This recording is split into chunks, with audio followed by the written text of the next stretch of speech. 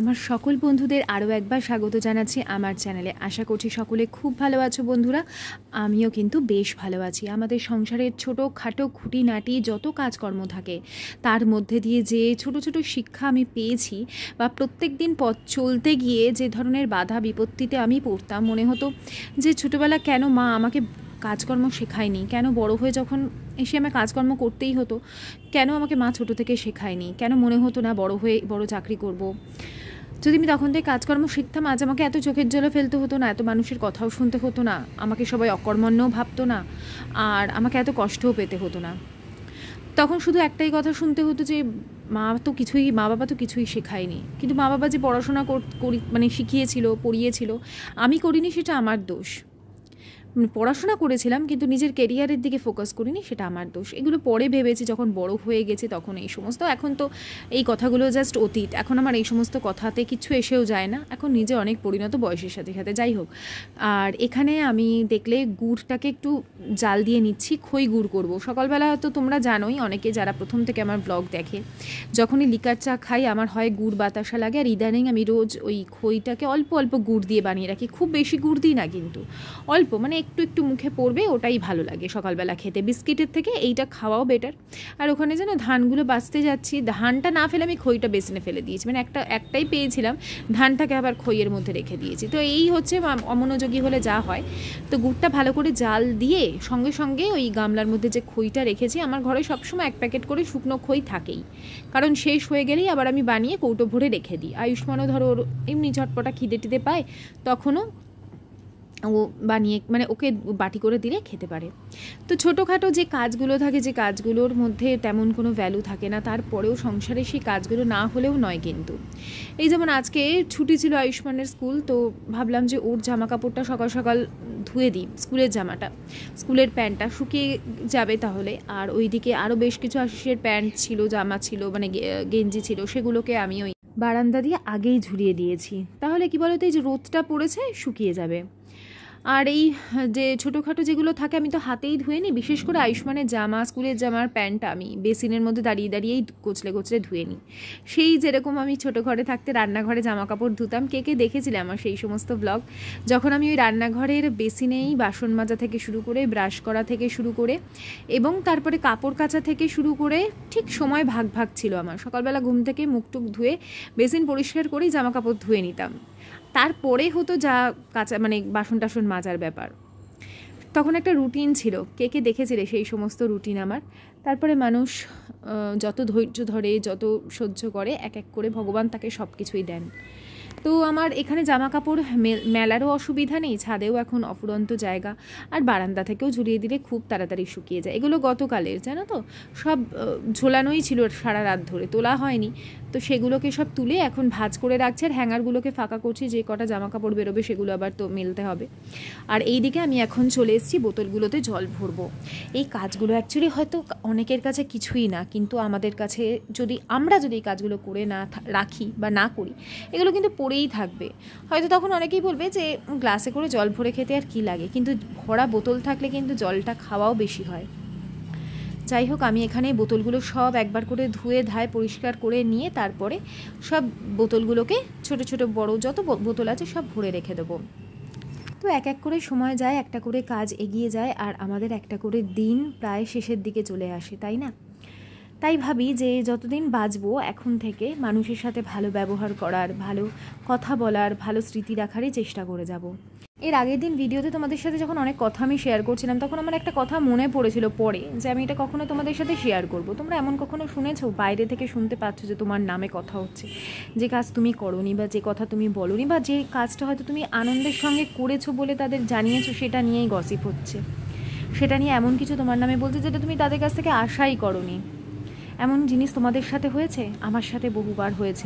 তখন আমি আরও কান পেতে শুনতাম কি বলছে জানার জন্য, সমস্ত ফ্যান অফ করে দিতাম, টিভি অফ করে শুনতাম। এতে আমার শরীর খারাপ হতো, প্যালপিটেশন হতো, আমি তখন মন খারাপ হয়ে যেত, এই করে করে শরীর অর্ধেক খারাপ হতো। আর এখন আমি কি করি জানো?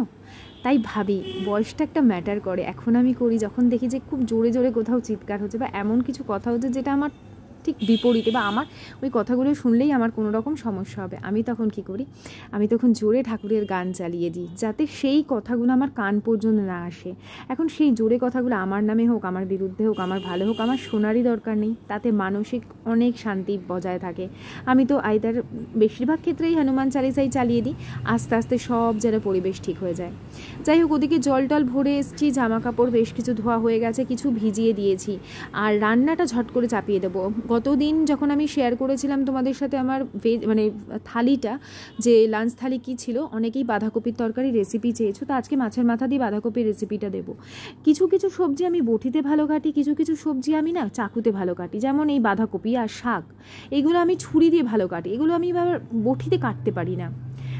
আর এই যে কী করেছি বলো তো, বাঁধাকপিটা কেটে আমি একটু ভাপিয়ে নিয়েছি, তাহলে আমার মানে রান্নাটা করতে ঝটপট হয়ে যাবে, আর বাঁধাকপির একটা গুমো গন্ধ থাকে সেটাও চলে যাবে।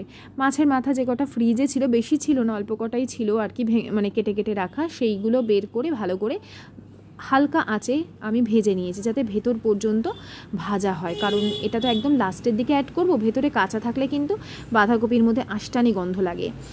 যাতে মাছের মাথা দিয়ে বাঁধাকপি অত্যন্ত টেস্টি হয়, তার জন্য কি কি করি আমি তোমাদের সাথে শেয়ার করছি। ম্যাক্সিমামটা এই রান্নাগুলো আমি না আমার যা যখন করতো ওর কাছ থেকেই শিখেছি, ও খুব ভালো এই রান্নাগুলো করতো। তো এখানে মাছের মাথাটা আমি ভালো করে মানে ভেজে তুলে রেখে দেবো। এরপরে ওই যেটুকু তেল থাকবে তার মধ্যেই কিছু ফোড়ন দেবো, যেমন এখানে আমি ফোড়ন দিচ্ছি হচ্ছে শুকনো লঙ্কা, তেজপাতা, আর দেবো হচ্ছে তোমার জিরে, গোটা জিরে, হ্যাঁ, যাতে একটু ঝাল ঝাল হয়, প্লাস শুকনো লঙ্কার তো একটা আলাদা সুন্দর গন্ধ আছে। আর আয়ুষ্মান এখন একটু একটু ঝাল খায়, সবটুকুই আর কি বড় হতে হতে শিখছে, নিজে থেকেই শিখছে। আমি কোনো কিছু নিয়ে প্রেশার করিনি। আমাকে ছোটোবেলায় অনেকেই বলতো মাছ খাওয়াও না, জোর করে মাছ খাও। এখন কিন্তু ওকে আমায় বলতে হয় না, যে মাছটা ওর খেতে পছন্দ হয় ও কিন্তু সেটা আগ্রহ করে খায়। আর আমি ছোটো থেকেই তো তোমাদের বলেছি যে আমি কোনো কিছুতেই প্রেশার দিতাম না।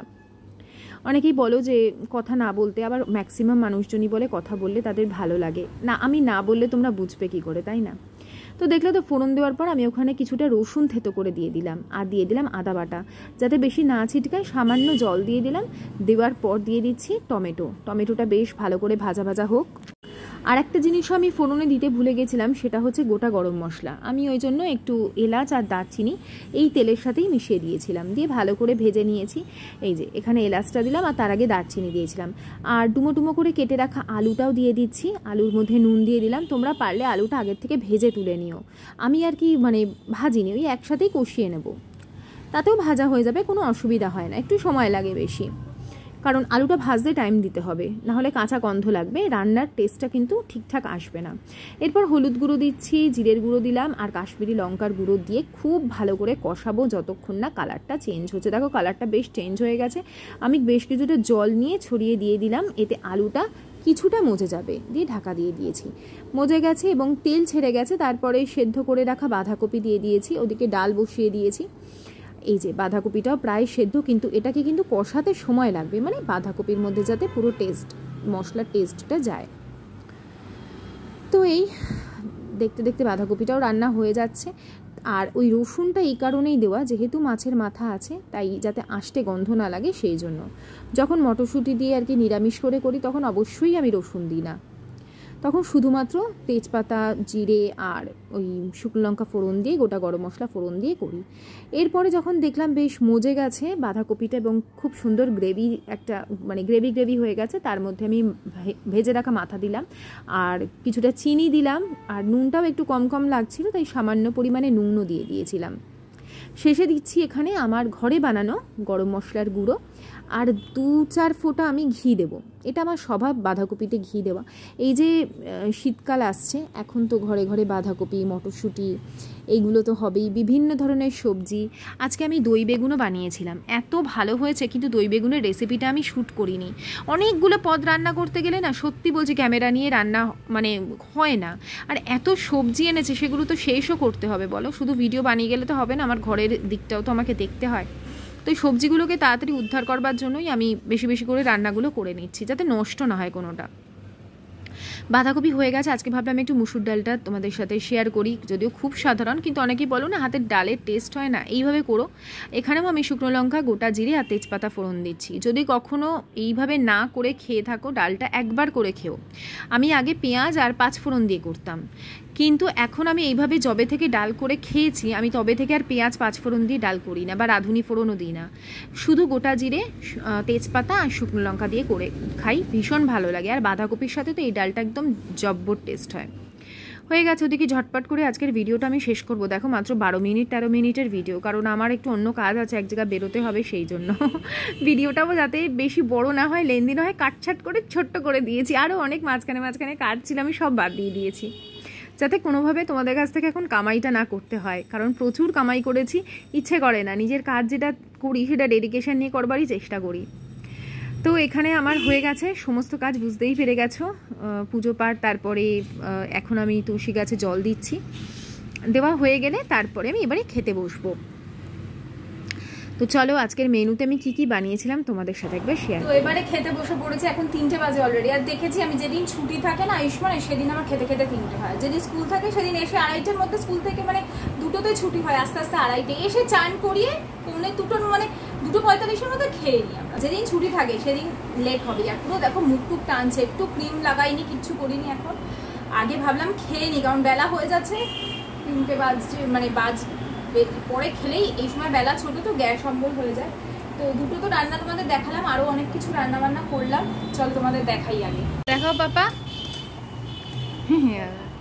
স্যালাড করেছি, এটা আমার ছেলের ফেভারিট জিনিস সব থেকে। বেগুনের ভাপা, বেগুন ভাপা না, এটা হচ্ছে দই বেগুন। হ্যাঁ, এরকম করে না, ক্রিমি দহি বেগুন। আর আয়ুষ্মানের জন্য একটা ডিম সেদ্ধ দিতে হয়। আচ্ছা, ও যেটা দেখাচ্ছে দেখা। এখানে হচ্ছে কলমি শাক ভাজা করেছি রসুন ফোড়ন দিয়ে। ভাত আছে, ভাত দেখাতে হবে না, ভাত তো সবাই জানে। আচ্ছা, দেখাতে হবে, ঠিক আছে, দেখিয়ে দিলাম ভাত। আর এই যে আয়ুষ্মানের জন্য ডিম সেদ্ধ করতেই হয়। এখানে হচ্ছে যেটা স্পেশাল, সেটা হচ্ছে মাছের মাথা দিয়ে বাঁধাকপি। ঘন্ট না বাবা, এটা মাছের মাথা দিয়ে বাঁধাকপি। আর এই যে জিরে ফোড়ন, তেজপাতা, শুকনো লঙ্কা দিয়ে ডাল। তো এই হচ্ছে আজকে আমাদের লাঞ্চ মেনু। আর এই দেখো, তারপর থেকেও আমার প্রচুর ভিডিও আছে, ক্লিপ শ্যুট করা। এখানে আয়ুষ্মানকে আমি ঘুম থেকে তোলার চেষ্টা করছিলাম, এগুলো সব নেক্সট ব্লগে দেবো। আজকের মতন বিদায় নিচ্ছি, সকলে খুব ভালো থেকো, টাটা বাই বাই।